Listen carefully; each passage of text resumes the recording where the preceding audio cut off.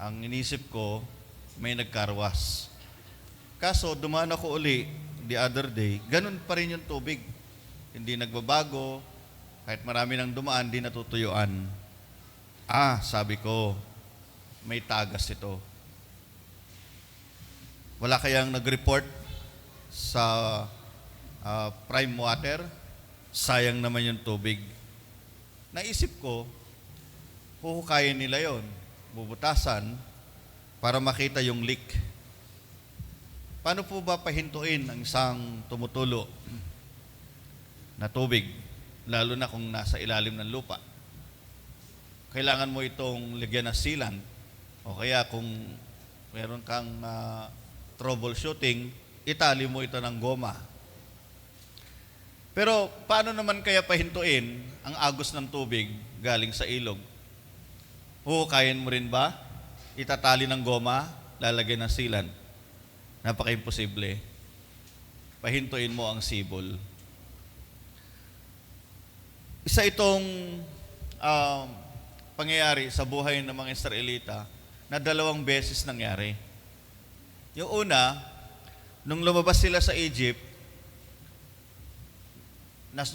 nasukol, kanina sa Tagalog nasukol sila sa isang karagatan. Halos inisip na nilang mamamatay na sila kasi parating na yung mga warriors ng Egypt. Pero sabi ni Lord kay Moses, ihampas mo ang iyong balabal sa tubig at mahati ang dagat. Sumunod, nung malapit na nilang makamtan, yung tinatawag na Promised Land o yung Kanaan na tinatawag natin, ay dadaanan naman sila uli ng katubigan. At ito yung tinatawag na Ilog Jordan. Sabi ng Biblia na binasa kanina, may kataasan ng tubig noon dahil panahon ng tagani. Sa atin, baligtad naman. Pag panahon ng tagani, may kababaan ng tubig.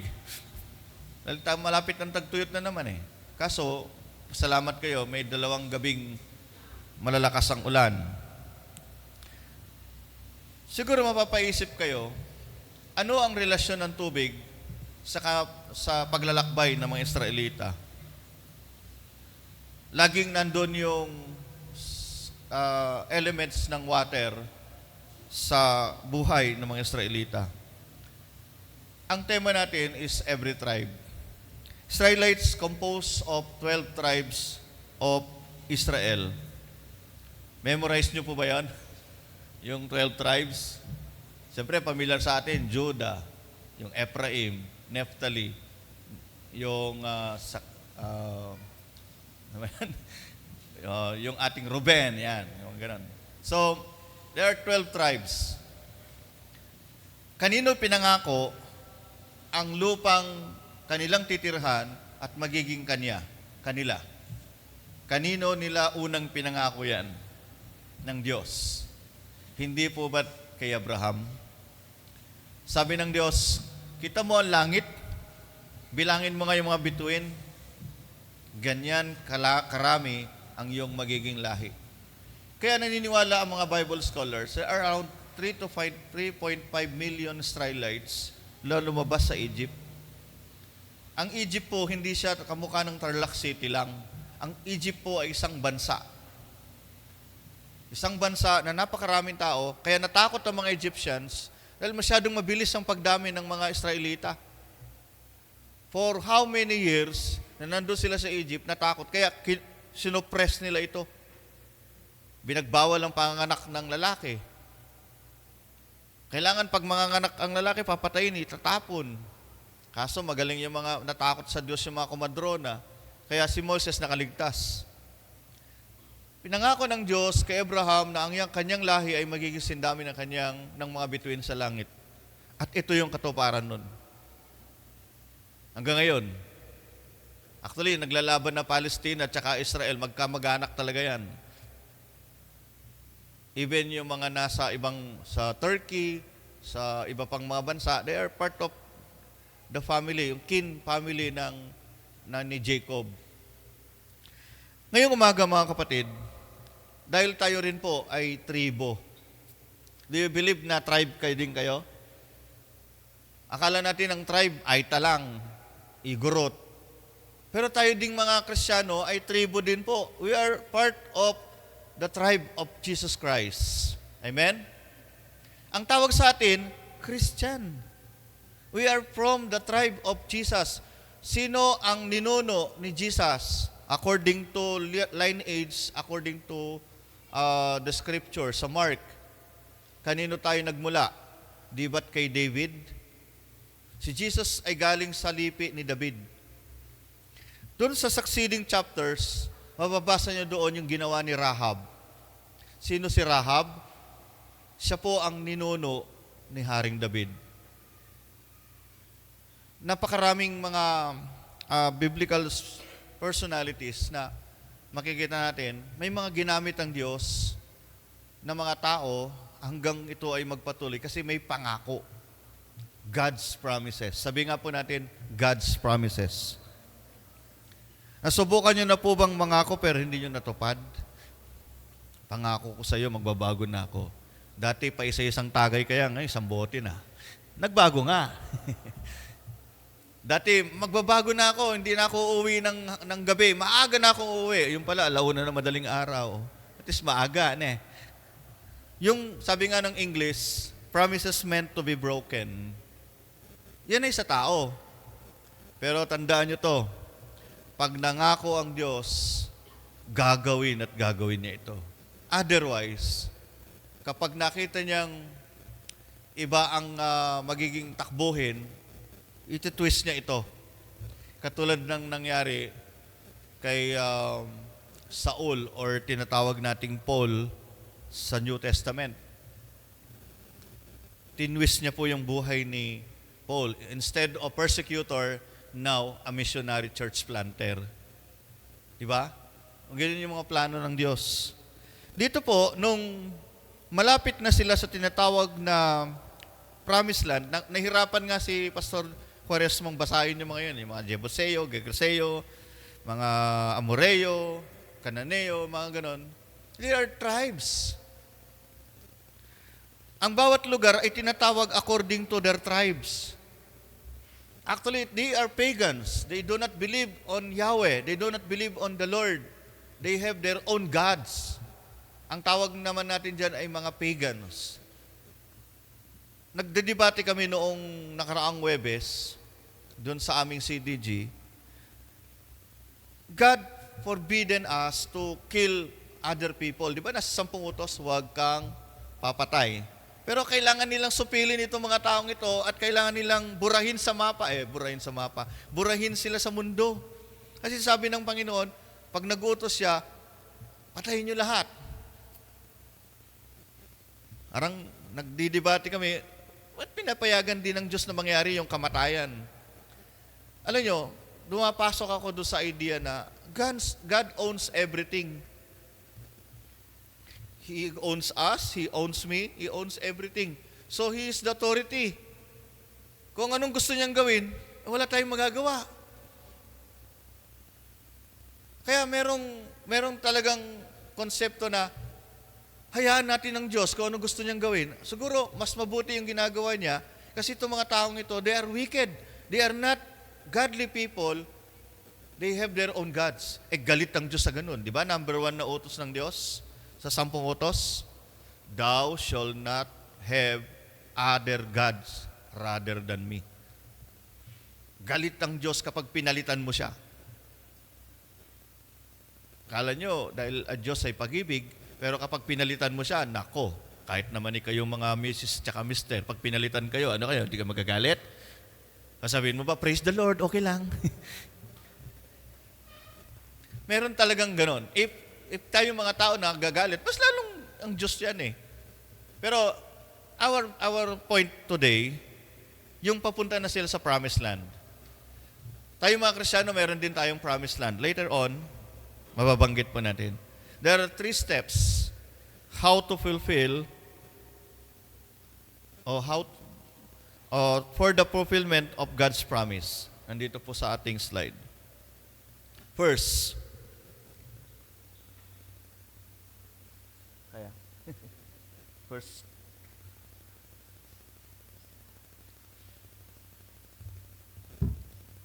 Ay, naka-type na palang buo. Okay. So, hindi na siya surprise. Kahapon, nagbibiruan kami ng mga WSCS. Kasi kaya nag-singil ngayon ang WSCS ng 300 per local church para sa kanilang, ano ba yan? Gift giving. Kasi daw yung matitira doon, bibigay sa mga pastor pa-surprise. Eh, hindi na namin surprise yun kasi alam na namin eh. Ganun din po yun. Okay, letter A. Yan. Basahin nga po natin. You need to believe in God's Word. Kaya kanina pinasalamatan ko po si Nanay Juliet at Tatay Tom. They are wholeheartedly giving us Bibles. Malay niyo, magpadala pa uli ng mga 10 box na yan. Di ba? Hindi po ito display. This is not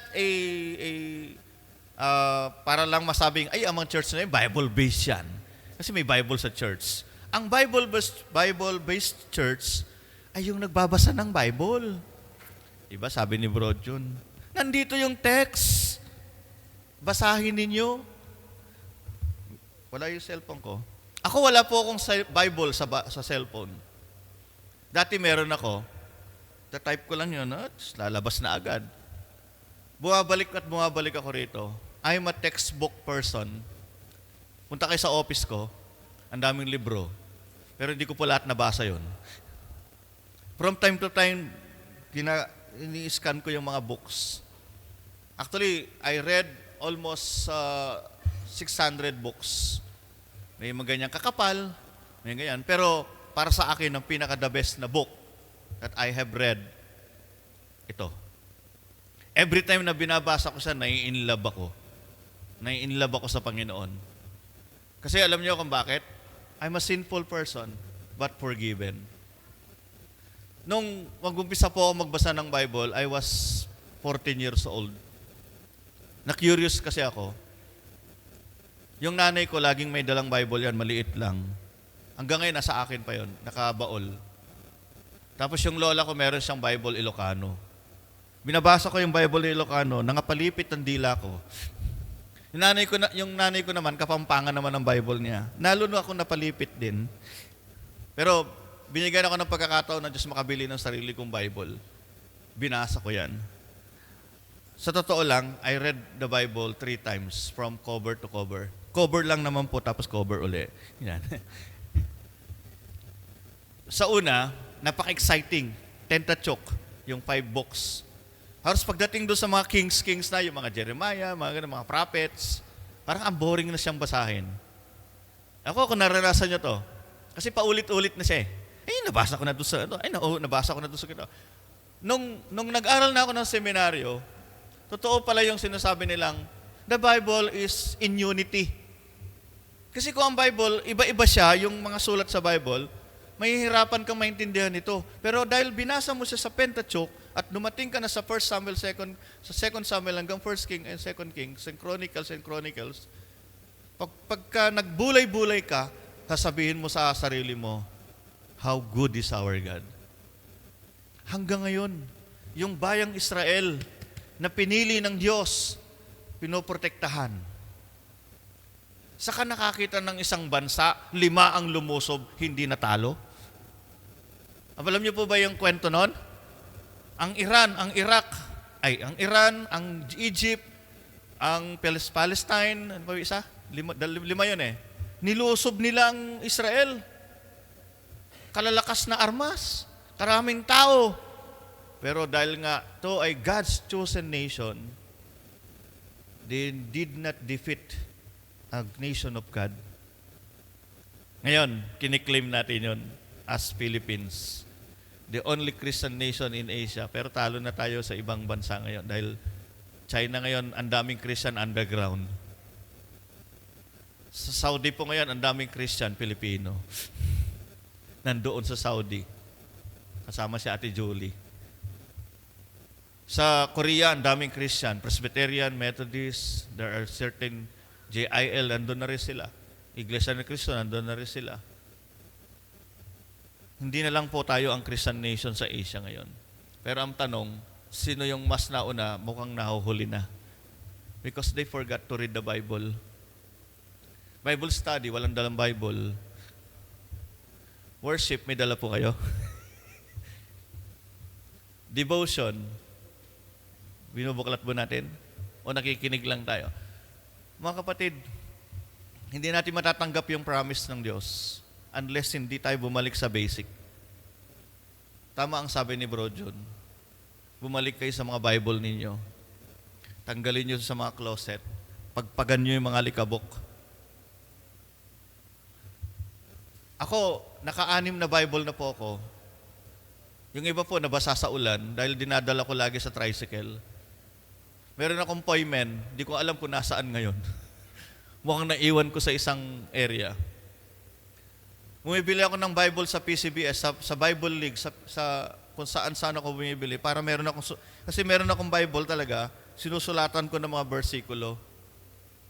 Kinokopya ko yung style ni Pastor Delpin. Kaya hindi ko kinokopya yung ginagawa niya. Yung mga bagay na gusto nating makita, Israelite people, kung bakit nila marireceive yung promised land, they believe on God's word. Kaya nga si Josue, na nung pumalit kay Moses, sabi niya, ngayon, gagawin kitang dakila. Kasi si Joshua, siya yung nagsabing, me and my household, we will serve the Lord. Siya ay nanangan sa salita ng Diyos. Kaya mga kapatid, this is a challenge now.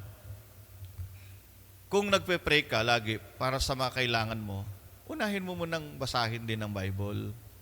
Pray ka ng pray, di ka naman nagbabasa ng Bible. How can you know God's answer prayer? Alam niyo, sabi nga, sumasagot ang Diyos kapag binasa mo yung Biblia. Nangungusap siya. Kaya meron tayo dapat na time. Kung busy ka 24 hours, why not put a 15 minutes, 30 minutes, reading the Scripture and meditating the Scripture? Alam niyo kung bakit lumago ang grupo ni Yong Gichoy? Alam niyo yan? Yung Presbyterian Church sa Korea, the biggest congregation in Korea, because they have their cell groups. At bawat cell group na yon, may bubuklat sila ng Bible. Ang mga Koreano kasi, napaka-seryoso nila sa spiritual. Napaka-seryoso nila sa pananampalataya. Hindi sila church-goers. They pray 5 a.m., they pray 6 p.m. They go to church in the morning, they go to the church in the evening to thank the Lord. Ganon sila kaseryoso. Pag sinabi mong misyon, tayo isa na lang offering natin. Sila po 6. Meron silang offering para sa tithes, meron silang offering for Thanksgiving, meron silang offering for mission, meron silang offering for building fund, meron silang offering for their pastor, meron silang offering for their social concern. Seryoso po sila. Kaya makita mo, ang lalaki ng church nila, ang lalago. Ngayon, yung church nila, Brother Tom, sabi nga niya, ang pastor nila, Korean. Naglipatan sila sa Amerika. Ang fastest growing congregation sa Amerika ngayon ay Korean churches. Yung American churches declining, but the Korean churches are growing. Why? Maraming Koreano nag-uwi na sa Amerika. Baka mamaya, darating araw, Korean-American country na. Kasi po, parang di ko maintindihan kasi minsan, nagma-migrate din po sila. Tayo din mga Pilipino, mga pastor natin, nasa Amerika din. Tingnan si Pastor Taliwaga, Pastor Madlambayan, nandun sila sa Amerika. Actually, nag-hire nga sila ngayon eh. Kasi maraming mga pastor natin na sumama sa ibang umalis na sa UMC, nag-hire sila ngayon ng mga pastor na Pilipino for UMC. Ang problema, yung kanilang criteria, wala kami ni Pastor Quaresma eh. Kailangan doctorate. Ang alam lang namin, mag-doktor ng mga sirang tubo, doktor ng sirang motor, Doctor of Ministry, Doctor of Theology, mga ganon, Doctor of Philosophy, mga gusto nilang ganon. Pero ako, never sa isip ko ang maging doktor. Kasi para sa akin, hindi po kailangan ng title to the ministry. Believe on the God's Word. How can you believe in God's Word if you do not read the Bible? Okay, kailan nyo uli babalikan ng Bible ninyo? Sige nga. Mamaya, balikan na natin. Anong oras kayo nagigising? Yung mga kabataan, no oras kayo nagigising? Pag walang pasok.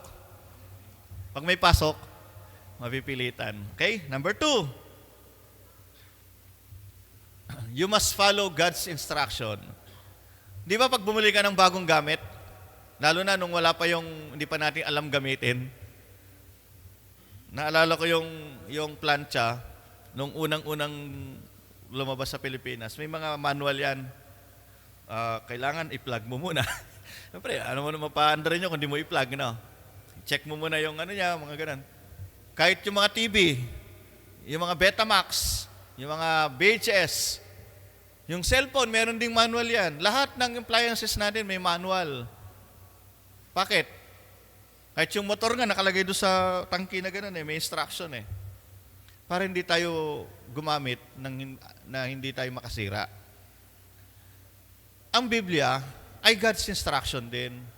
Kung pamasa mo ang mga Israelita, nung papasok na sila ng Promised Land, may instruction. Sabi niya, Josue, pumili ka ng mga tao, o kausapin mo yung mga Levita, yung mga saserdote, buhatin nila yung kaban ng tipan, mauna sila sa mga Israelita, at pumunta sila sa ilog. Pagkatapos, pumili ka ng 12 lalaki sa bawat lipi, at pumasok na kayo doon. May instruction. What if hindi sumunod? Ang tao doon, disobedience. Ayaw ng Diyos ang disobedience. Obedience is better than sacrifice. Itong mga Israelite, itong si Josue, ang isa sa mga katangian niya, kumpara kay Moses, ang role ni Moses to let the people out from Egypt. Ang role naman ni Josue, let the people go into Promised Land. Buhay niyo po yung dalawang trabaho nila. Kaya kami mga pastor, hindi pare-pareho ng ginagawa. Meron talagang iba ang ginagawa ni Pastor Tadeo, iba yung sa akin, iba yung kay Pastor. Meron kami kanya-kanyang task. Ang task ni Moses, ilabas ng mga Israelita sa Egypt. Ang task ni Josue, ipasok ang mga Israelita sa Promised Land. Oh, alin ang mas madali, lumabas o pumasok? Mahirap pong ipasok. Bakit? May tao dun. Andun yung mga Amoreo, Abuseo, kung sino ng mga Seo. There are people there. How can you put the people? They will kill us. But, mababasa nyo sa Bible, hindi nagreklamo si Josue. Lord, ang daming mga matatapang doon. Hindi namin kaya. Kaya nag-usap-usap kami, Pastor Rolly, ako, si Willie, si Pastor Quaresma, punta tayo sa San Juan de Valdez. Hindi namin tinignan kung sino mga nandun. Ang tinignan namin, merong ipinapagawa ang Diyos sa amin. There is an instruction. Kaya minsan makinig tayo sa instruction. Huwag yung sarili natin ang unahin natin. Makinig muna tayo. Baka mas maganda yung instruction ng Lord kaysa sa atin. Kaya nung sinabi ng Panginoon, mauna ang mga saserdote, buhatin ang kaban ng tipan, ano nangyari? Tumigil ang tubig sa hulo. Yung agos. At yung tumutulong agos papunta sa dagat na patay ay natuyo. Nagbiro nga pa nga si Diaz ano ba ang nilakaran nila? Tuyo o buhangin? Tuyong buhangin. Imagine, napatigil mo ang tulo, ang agos, na wala kang ginawang pagtatali o paglalagay ng silan. But God's miracle happens when you obey the Lord. Tingnan niyo yung mga nag-i-give nung panahon ng kasalan sa Kana. Ano sabi ni nanay niya, si Mary? Susundin niyo yung sinasabi niya. Sabi ng Panginoon, punuin niyo yung mga banga. Pagkatapos sumalok kayo. Kapupuno lang, sasalok na agad. Ano nangyari sa mga tubig sa banga? Naging best wine. Oh, yung mga nanginginom, gusto niyo gumawa ng ganon, magsalok kayo. Nung napunta ako doon sa pamilyang Lumabi, meron silang sibol din doon. Kumakain sa inyo. Sabi ko, masarap po ba yung tubig? Ay, oo po, Pastor. Mas masarap pa sa binibili nyo. No, ito na. Mag-negosyo na tayo. Kuha tayo doon. yung water na kapag sinunod mo ang Panginoon, hindi lang siya nagiging isang wine. It's one of the best thing that happens. Alam, hindi madaling pinasok ni Joshua ang Kanaan. Nagpatik-tik muna siya. Yung tik-tik, nagpadala muna siya ng spy. Tapos muntik pa nga silang mapatay dahil nilusob sila, buti nando si Rahab. Tapos nung pumasok sila, nag-ikot-ikot pa sila, yung Jericho Wall. Di ba nando sa kwento yon? Hindi po ganun kadali na, okay, pasok na tayo, nandito ang Diyos, kakampi natin. Totoo yun, kakampi mo ang Diyos, pero may instruction pa. Ito ang gagawin ninyo, step by steps. Kawalang shortcut sa spiritual growth. Handaan niyo po yan. Sa spiritual growth, wala pong shortcut. Kaboborn again mo lang, pwede ka nang magpastor. Pwede kang mag-share. But meron talagang step by step, or process to grow. Ang problema, hindi pa tayo nakaka-step 1, wala nang gustong mag-grow. Buti pa yung bulaklak ng senyang, nagsimula sa seed, lumaki at nagkabulaklak. Katulad din natin, kailangan tayong sumunod sa instruction ng Panginoon. How can you follow the instruction of the Lord if you are not reading the Bible? If you are not attending fellowship, you are not attending Bible study, you are not attending, you are not listening, you are not... Anong klaseng growth ang mangyayari sa atin? Ingrown? Kapatid, sa social media, pinapakita na sa inyo, the end is near. Malapit na. Nag-aalisan na po yung mga kapatid natin. Nagbabalik na sila sa Panginoon. Tayo babalik na rin sa Panginoon. Kailan pa? Parang familiar sa akin yung word na yun,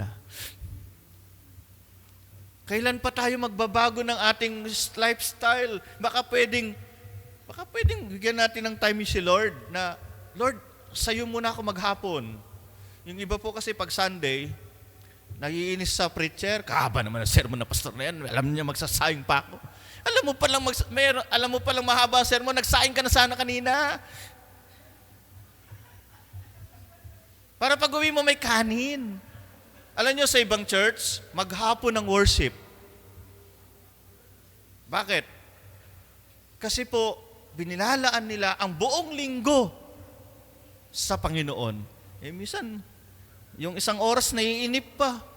Naalala ko yung kwento ni Pastor Rolly, yung mahaba yung sermon ng pastor dito, may umuwi, kumain, pagbalik niya, di pa tapos. Inagutom Hindi po ba kayo handang magutom? Mga kapatid, kapag pumunta ka sa Panginoon, never mind everything. Put them out in your mind. Just focus on the Lord. Ngayon pong araw na to, tanggalin nyo muna lahat ng mga alalahanin niyo. Lord, alisin ko muna yung regrets ko, yung ano may lungkot mo. Focus on the Lord. Paglabas mo ng pintuan, fresh na fresh ka. Para kang isang bulaklak ng gumamela na bumubukadkad, na may pag-asa ng buhay. Follow God's instruction. Tapos na yung lahat ng mga yan. Yung lahat ng nangyari no karang linggo, tanggalin nyo na lahat yan. Focus on the new beginning. Si Lord po, ang Diyos natin, ayaw niya ng luma. Di nyo nababasa sa Bible, palaging God's, laging every morning. Gusto niya bagong pag-asa, bagong buhay, bagong kinabukasan. Let us focus on new things. Kasi pag palagi kang luma, mukha kang luma. Amoy luma ka na rin. Amoy baul. Ako mahilig akong mag-collect ng mga memorabilias. Pero they are part of the box. May review ko lang sila para makita ko, oy, galing pala ako ng Macau. Ito yung mga ID ko. Parang to refresh lang yung aking sarili. Pero hindi ako doon nakapokus. Kaya maraming mga Methodist churches hindi na nag-grow kasi lagi sila nakatuon. Kasi noon, kanito kami karami. Ba't ngayon konti na kami? Ba't kaya hindi ka mag-focus, magparami kayo uli? Merong God's instruction. Let us follow. Paborito ng mga nagmamadali. And lastly, number 3. You must trust Him. Ano sabi? Wool. Nasa greatest commandment yan. Nung linggo yan. Ibigin ang Diyos ng buong, anong buo? Buong araw, buong puso, buong pagkatao. Ang puso natin, sa totoo lang, napakaliit lang, isang laki ng kamao. Pero ito yung gusto ng Diyos. Hindi po siya aswang. Puso natin. Ito kasi yung pinanggagalingan ng emosyon. Ito kasi yung pinanggagalingan ng ating conscience, tinatawag na conscience, or yung ano natin, pagka nakagawa ka ng mali, ako, nakukonsensya ako. Ganyan. Ito kasi, ito ang nagdidikta, ito yung nagpa-process, ito yung dumaramdam. Kaya kami tao nagtampo, nagdaramdam ako. Dito ka nakahawak, hindi naman, nagdaramdam ako. Hindi naman sa kilig. Di ba? Pagka nasaktan ka, anong hahawakan mo? Sabi sa'yo ng di maganda, dito mo narinig. Hindi naman sasabi, nasaktan ako. Dito ka eh. Di ba? Ba? Ito kasi yung pinanggagaling ng emotion. But the role of the heart is to give.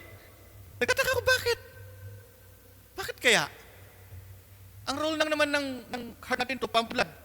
To let in the oxygen, to let out the oxygen. I-pump yung dugo natin in and out. Pero bakit nandito yung emotion? Napaka-mystery yata. Alam niyo, sa buhay natin, hindi po siya vital organ. Yung emotion na yon, hindi po siya vital organ.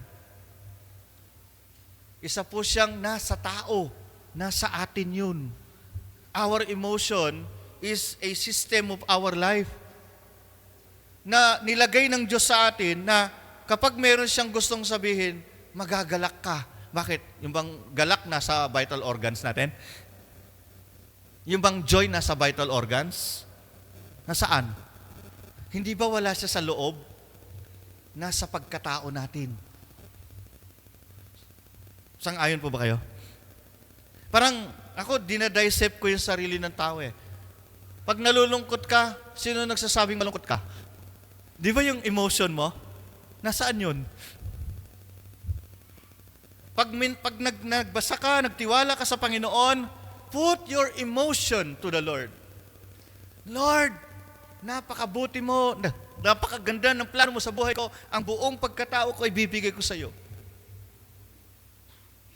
Sabi ng Panginoon sa iyo, sasabihin ng Panginoon, okay, I will guide you. Kung kamatayan lang po ang pag-uusapan natin, how many Israelites died when Hamas attacked them? 1,700 Israelites, innocent. Hindi po militar ang pinatay nila. Ngayon, naghihingi ang United Nations na ceasefire kasi maraming nadadamay na mga civilian ng Palestinians. Sabi ng mga Israelita, kaya pagka nanonood kayo ng balita, medyo, kung ilalagay niyo yung emotion niyo doon, pagagalitan niyo si Israel, kasi ang sympathy natin doon sa mga namamatay na civilian. Ang sinasabi ni Israelites, naghangad sila ng gera, ibabalik namin ang gera. Ganon ang bayang Israel. Kaya wag kayong magtaka. Sanay silang makigera. Wala silang ginawa sa buong buhay nila kundi maggera. Kaya pati magagandang babaeng Hudyo, sundalo. Kaya yung mga Pilipino, pag ginera tayo ng China, maghanda na rin kayo. Ano yung lalabas nyo? Laban sa missile? Wala tayong counter-missile. Wala tayong radar. Kaya ang laban ng mga Pilipino, Kristiyano, tiwala sa Diyos. Nakakangiti pa tayo ngayon para pag napiko na China, lumaban na si Amerika. Kasi pagtatanggol tayo ni Uncle Sam, yan ang sabi ni President Biden. They will, ano tawag doon? Pagtatanggol tayo kasi tayo yung kanilang kaalay. And the same with Israel, kaalay natin yan with the other people. Tapos sabi ng mga nasa network, wow, World War III na. Tinatakot tayo. Pero mga kapatid, iiwan ko sa inyo to. Baka kasi pag na-record to, ito na rin yung huli ko. Huwag nating alisin yung tiwala natin sa Diyos na buong puso. No matter what. Sa totoo lang, kung pumasok ang Israel sa Promised Land, hindi na po sila yung original. Yung lumabas sa Egypt, iba po yung pumasok. Baka tayong nagtatag na simbahan, tayo ang nag-produce nito, tayo ang nag-alaga ng mga members, yung magpa-prosper, mga apo na natin. Kaya huwag kayong titigil magdala ng inyong pamilya sa Diyos. Huwag kayong titigil, pagtyagaan ninyo na itong simbahan natin, alagaan natin bawat isa, palang araw, ito ang pinakamalaking church sa buong Central Tarlac District. Panghawakan natin yung promise ng Panginoon. Wala man ako rito noon, di na ako pastor ninyo o saan pa man. Actually, ngayon pa lang natatanggap na natin yun. How much more pa kung lahat tayo magtitiwala sa Diyos. Napakarami po nating mga pasubok lagi. Nung dumating ako rito, sinalubong ako ng malamok. Nung nakaraan, nagsunod-sunod din na namatay. Nag-iisip po ako, kala po, Lord, is this a challenge? But I will trust you. Please, trust the Lord. Wala po tayong panghahawakan sa buhay natin kundi magtiwala tayo sa Diyos. Ako, yun lang ang aking weapon. Kukompare niyo ako sa ibang pastor, I don't any, and walang katulad nila. Hindi ako katulad ni Diaz, may kotse siya, may motor siya, marami siyang assets. Ako, tricycle. Tinulungan niyo pa akong maglabas. But I will do the mission. Please join me. Please join us. Kapag ka po nagsadsad tayo ng activity, please support. Iwanan niyo muna yung mga tagay ninyo. Iwanan niyo muna yung mga tindahan ninyo. Please support. Para sa inyo yun, hindi sa akin. Because I am grown up na. I'm still growing up. Malungkot ako kapag last year ko na sa inyo, tapos wala pang gaanong nag-grow, sad story. Gusto ko po, panalangin ko sa Panginoon, bago ko lisanin ng St. Paul UMC in the next conference here or otherwise, baala si Lord yan, maiiwan ko kayo na, wow, yung tinatnan ko, mas higit pa doon sa nangyayari ngayon. Please, 3 steps for the fulfillment of God's promise. Ano yung number 1? In other words, read the Bible. Number 2, sumunod. Number 3, let's pray. Lord, wala po kaming pwedeng panghawakan sa buhay namin kundi ang magtiwala sa iyo. Nariyan ang mga salita mo, gaya ng sinabi ni Abraham doon sa mayaman, na pinababalik niya si Lazaro doon sa lupa upang pangaralan ng mga kapatid niya. Sabi ni Abraham, nandun na ang salita mo. Kung hindi nila paniniwalaan ito, lalong hindi nila paniniwalaan ng muling buhay na patay. Lord, this is your word. Lord, speak to us through this word. And speak to us in every time every time na sumasama kami sa mga fellowship, sa mga worship services, Lord, bigyan mo kami ng puso masunurin. Alisin mo ang mga disobedience in our life. Alisin mo ang mga dahilan. Alisin mo ang mga regrets. Alisin mo po ang anumang bagay na nagumahad lang sa amin para hindi kami mag-grow. Lord, I pray for St. Paul UMC. This is a place na kung saan tinawag mo kami. Tulungan mo kaming maging seryoso. Tulungan mo kaming maging matapat sa paglilingkod. Thank you, Lord, for members of our church who are serious also and very faithful sa ministry. Pagpalain mo po ang bawat isa. In Jesus' name, Amen.